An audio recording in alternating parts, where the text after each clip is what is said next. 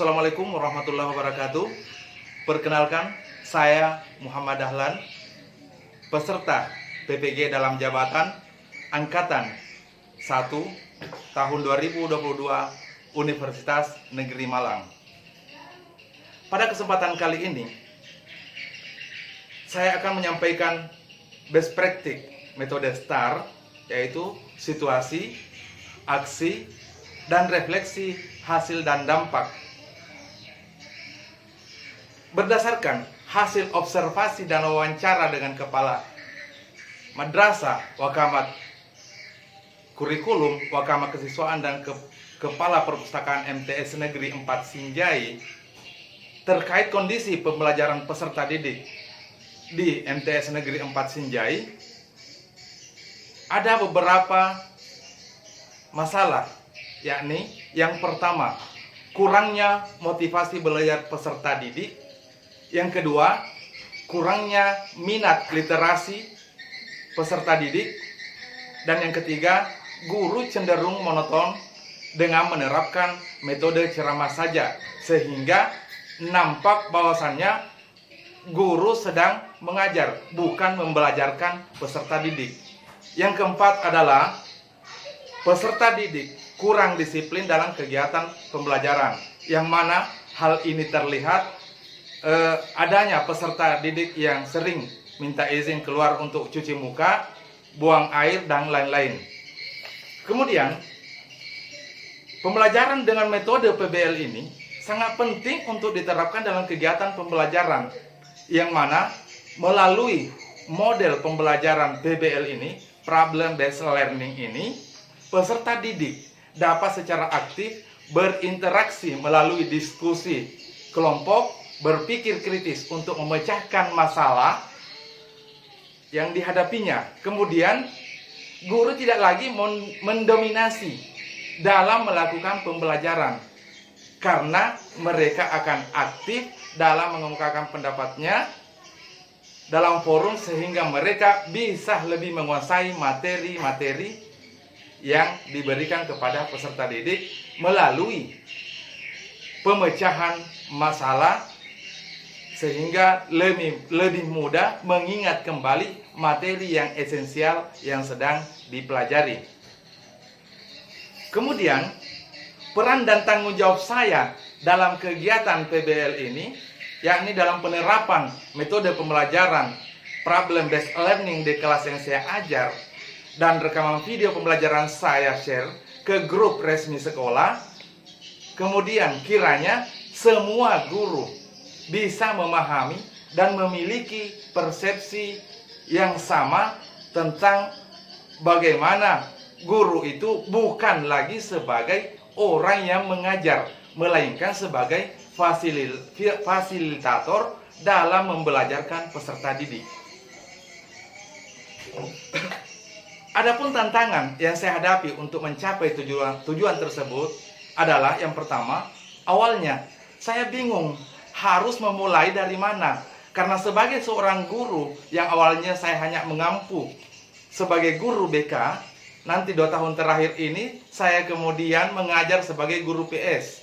Namun kemudian berkat bimbingan dan arahan dari dosen pembimbing saya dan guru pamong saya di Universitas Negeri Malang, saya kemudian akhirnya bisa melaksanakan kegiatan ini secara baik dan efisien. Peserta didik tidak terbiasa dengan metode pembelajaran seperti ini, karena kebanyakan dari mereka belajar secara reguler menggunakan metode ceramah tok saja, dengan pembelajaran terpusat kepada guru, sehingga saya harus mengajari mereka, saya harus memberikan pembiasaan kepada mereka untuk berdiskusi dalam kelompok agar dapat memecahkan masalah yang akan dianalisa. Kemudian yang ketiga, kebiasaan mengajar secara umum di madrasah yang menggunakan metode ceramah berdampak kepada sulitnya penerapan metode pembelajaran problem based learning ini. Kemudian, yang terlibat dalam kegiatan ini adalah peserta didik itu sendiri, orang tua peserta didik, dan guru-guru yang ada di madrasah. Orang tua perlu dilibatkan dengan cara memberikan pengertian kepada mereka agar mau mendukung dan membantu melengkapi fasilitas anak-anak mereka berupa ponsel untuk memudahkan peserta didik dalam melakukan kegiatan berliterasi digital melalui ponselnya. Guru membantu dalam proses penyiapan dan pembimbingan kepada peserta didik. Selain itu, keterlibatan dosen pembimbing dan guru pamong sangat membantu terutama dalam pemberian arahan dan kiat-kiat dalam penerapan metode pembelajaran problem based learning ini. Selanjutnya, adapun langkah-langkah yang dilakukan untuk menghadapi tantangan tersebut adalah yang pertama, menyusun rancangan pembelajaran atau RPP dan bahan ajar yang bermuatan materi HOTS.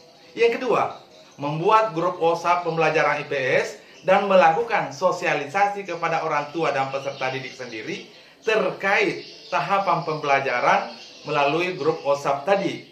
Yang ketiga, melaksanakan kegiatan pembelajaran dengan model pembelajaran problem based learning dengan metode diskusi kelompok. Yang keempat, menggunakan media interaktif yang dapat menarik perhatian siswa untuk memiliki pemahaman terhadap materi yang disampaikan, yakni berupa video pembelajaran, kemudian aplikasi PPT slide, kemudian aplikasi Microsoft Encarta Student. Kemudian selanjutnya yang kelima, memberikan analogi dan contoh yang kontekstual terkait materi pembelajaran itu sendiri. Yang ketujuh, membimbing peserta didik dalam mengidentifikasi, menganalisis, dan mencari solusi pemecahan masalah. Kemudian berikutnya, memberikan penguatan atau reinforcement kepada peserta didik terkait materi yang sedang dibahas. Dan terakhir, merefleksikan kegiatan pembelajaran dan membuat kesimpulan bersama. Adapun dampak aksi dari langkah-langkah yang telah dilakukan adalah sebagai berikut. Yang pertama, peserta didik merasa senang dengan cara belajar berdiskusi melalui kelompok karena mereka dapat bekerja sama dengan teman lainnya, mereka dapat berinteraksi dalam satu kelompok dalam memecahkan suatu permasalahan sehingga nampak antusiasme dan keaktifan belajar peserta didik sendiri. Kemudian yang kedua, melalui bimbingan guru, peserta didik diajak untuk berdiskusi dalam mengidentifikasi masalah dan solusi masalah tersebut sehingga mereka merasa tertantang dengan adanya persaingan kelompok. Yang ketiga, respon guru pamong dan dosen mengenai pembelajaran yang diterapkan pada kegiatan pembelajaran tersebut sangat positif dan sangat mendukung. Berikutnya, keberhasilan dari kegiatan dilakukan adalah peserta didik menjadi lebih aktif dan bersemangat baik pada proses mengidentifikasi masalah sampai pada proses pemecahan masalah yang baik karena dilakukan secara bersama-sama dengan teman dalam kelompoknya sehingga mampu mempresentasikan hasil dari pemecahan masalahnya dengan kritis dan penuh tanggung jawab.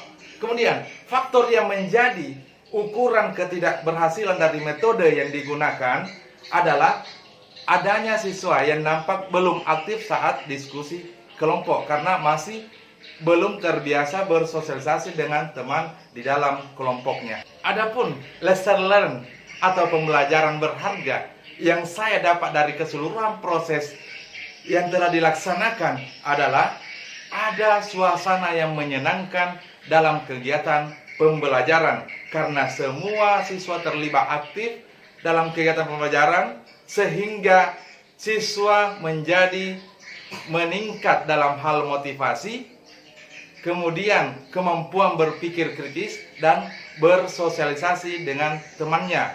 Yang kedua, melalui metode PBL ini, guru tidak terlalu capek dalam proses penyampaian materi kepada peserta didik karena pembelajaran tidak lagi terpusat kepada guru, melainkan berorientasi kepada peserta didik dalam hal ini yakni student oriented itu sendiri.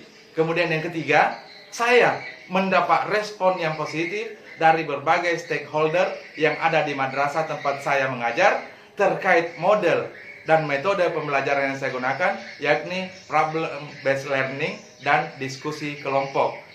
Dengan demikian, segala proses yang setelah saya alami dapat disimpulkan bahwa ada peningkatan yang signifikan terhadap motivasi belajar peserta didik melalui problem based learning ini. Sekian, terima kasih. Wassalamualaikum warahmatullahi wabarakatuh.